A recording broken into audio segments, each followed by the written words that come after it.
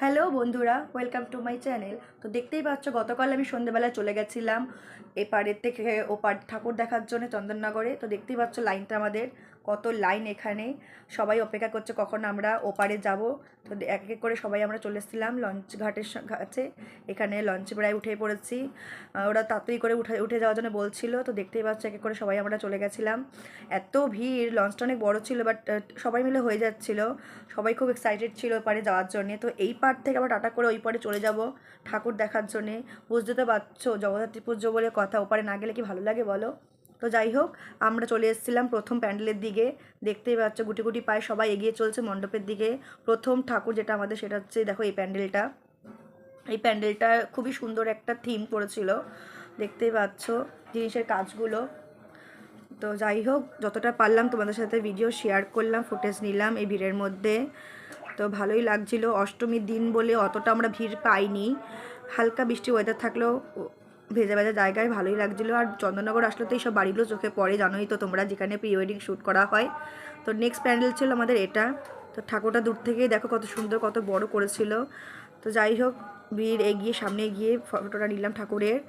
কি মিষ্টি না মায়ের মুখটা। ওপারে জগদ্ধাত্রী বলতেই অসাধারণ একটা ঠাকুর। মানে আমরা সবাই ভাবি কখন চন্দননগর যাব, সাথে লাইটিং, চন্দননগরের লাইটিং তো অসাধারণ হয়, সবাই তোমরা জানো। এই লাইটিংয়ের জন্য হয়তো অনেক লোক আসে দূর থেকে প্যান্ডেল আর লাইটিং দেখার জন্যে। আমরাও চলে গেছিলাম এই বছর, প্রতি বছরও যাই, তো এবছরও গেলাম, ভালো লাগলো। বাট অষ্টমীর দিন যাওয়াতে খুব সুন্দর পুজো দেখতে পাচ্ছিলাম এখানে। অষ্টমীর অঞ্জলি আরতি সবই হচ্ছিলো এখানে।